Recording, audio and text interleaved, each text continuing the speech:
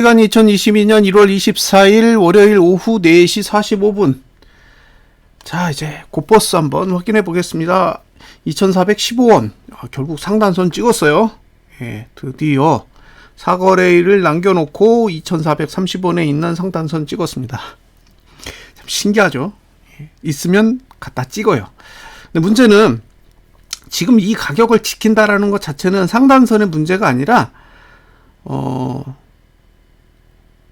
11월 달에 종가 위로 올라가야 되거든요. 11월 달에 종가 위로 올라가야 돼서 11월 달에 종가가 2,465원인데 65원 위로 올라가려면 12월 달에 고가를 넘어야 돼요. 근데 12월 달에 고가를 넘으면 최고가 모드가 만들어지죠. 그러면 2,505원 위로 올라가는 그런 형태가 만들어집니다. 그래서 지금 상태라면 지난달 종가보다 낮아지지 않는다면 일단 2,505원까지 아니면 2,465원까지는 한번 노려보시는 그런 거래 전략을 세워보시면 어떨까, 예, 그런 생각이 듭니다. 거래량을 볼게요. 제일 관심 있는 건 사실 거래량이죠. 거래량이 77.07%, 거래량을 막 쏟아내고 있는데 다행히 아직은 늘지는 않고 있어요. 예, 오늘 19.87. 주봉도 거래량이 안 늘었고 일봉만 늘려놓은 것 같은데요. 일봉도 82%. 괜찮습니다. 일봉도 거래량이 줄고 주봉도 거래량이 살짝 줄었고, 예, 월봉은 77%니까 아직도 3% 정도의 여유가 있어요. 그러니까 반나절보다 조금 더 많은 거래량이 남겨져 있으니까, 예, 이번 달 거래량이 줄면 좋겠죠. 저는 거래량이 줄었으면 좋겠어요. 그래야 더 많이 2월 달에 더 많이 상승할 수 있는 여건이 만들어지게 됩니다. 예, 월봉 부족한 게 없습니다. 뭐 지난달 시가까지 왔는데, 예, 흐뭇하죠. 근데 이제 이런 구조를 보고 매수하라고 이야기할 수는 없어요. 그러니까 저기까지 올라갈 수는 있는 가능성은 있다라는 이야기를 할 수는 있지만 저기까지 갈 거니까 당신 매수하세요라는 이야기는 할 수가 없어요. 이 구조가 그렇습니다. 그래서 쉽게 투자자에게 매수 전략에 대해서 이야기를 꺼내기가 어려운 거죠. 주봉, 고가 넘었죠? 뭐 지켜보는 수밖에 없습니다.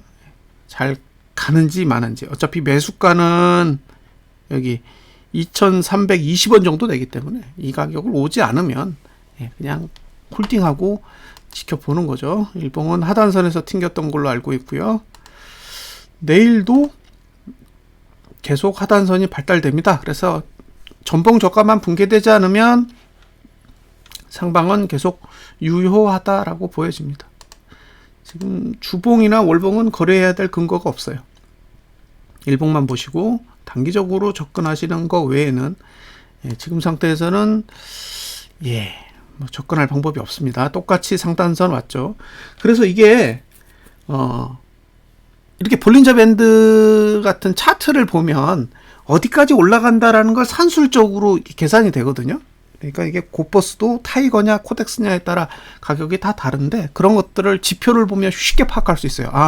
저 가격이 타이거로 얼마 가면 곧버스로 얼마 갈 수 있어. 이런 것들을 그냥 눈으로 보고 계산할 수가 있는데 이걸 차트 없이 머릿속에서 지수를 보고 선물을 보고 계산하신다는 거는 거의 불가능에 가깝습니다. 그래서 만약에 본인이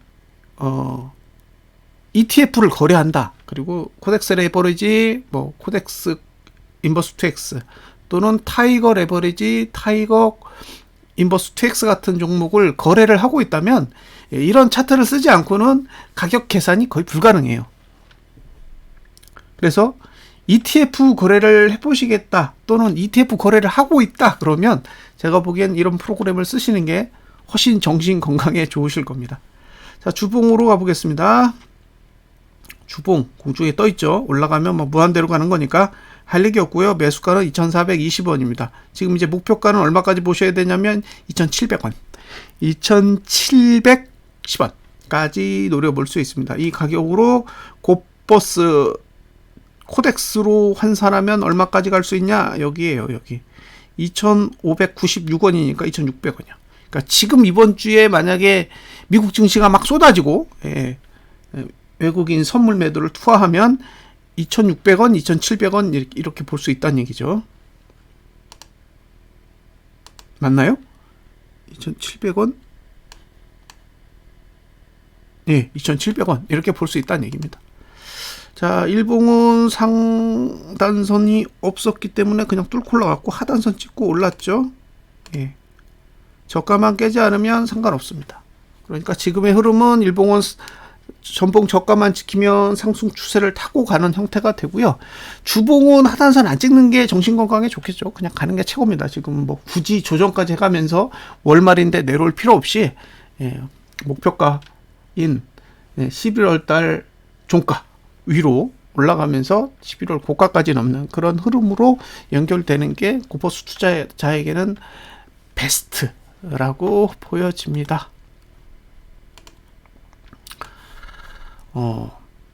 제가 매수를 권장할 수 없다라는 건 매수에 대해서 책임지기 어렵다는 거죠.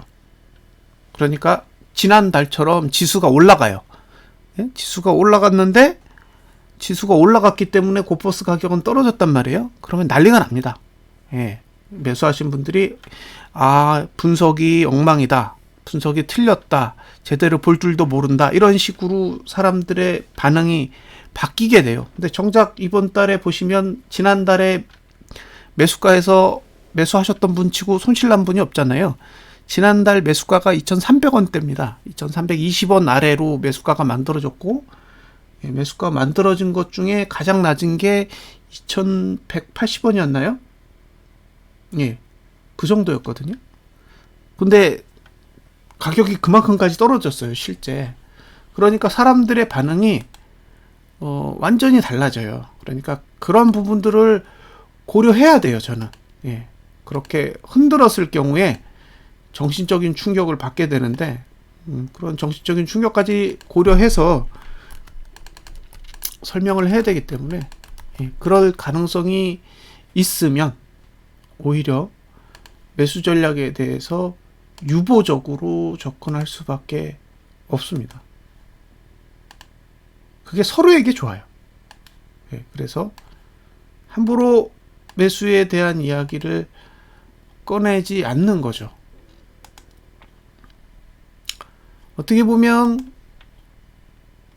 책임 회피일 수도 있는데 거래하는 사람들에게 스트레스를 줄 수 있는 그런 환경에서는 매수에 대해서 쉽게 얘기 안 꺼내는 거죠. 그리고 보유한 사람에게는 어쨌든 들고 갈 거기 때문에 그 부분에 대해서는 제가 책임질 수 있는 부분이 없거든요. 그래서 이제 그런 부분들을 활용해서 어디까지 노려볼 수 있는지에 대해서는 설명을 드리는 거죠.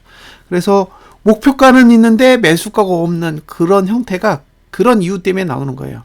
그러니까 이미 보유한 사람은 더 손실이 나든 수익이 나든 그 보유에 대한 책임이 개인에게 있지만 신규로 진입하는 사람에 있어서는 만약에 제가 추천을 했다면 저에게도 책임이 발생할 수 있는 여지가 있는 거죠. 그러니까 위험해 보이거나 안정적이지 않은 형태에서는 굳이 매수 전략에 대해서 잘 언급을 안 하는 거예요. 자, 지난달에 이게 고퍼스 월봉 차트예요. 그러면 매수가가 얼마에 있었냐면 2,315원, 그죠? 2,310원 정도예요. 이 정도면 2,310원하고 2,105원에 있었습니다. 2,105원 이렇게 두 개의 매수가가 있었다고 보시면 돼요. 크게 보면 그러니까 매수의 영역이 2,310원에서 2,105원에 있었고 중간에 아마 2,280원짜리가 하나 더 있었을 거예요. 여기 이렇게. 그러면 지난달에 만약에 여기서 매수를 했다고 가정을 해보자고요. 지난달에 매수를 했다고 가정해 보시고 지금 그 매수가하고 어떻게 연결되어 있는지를 보세요. 그러면 지난달에 2,105원 찍었죠. 매수가 2,105원까지 찍었어요. 그리고 이번 달 저가도 2,105원이에요. 그쵸? 그러면 2,105원에서 사신 분은 지금 돈 많이 벌었어요. 많이 벌었습니다.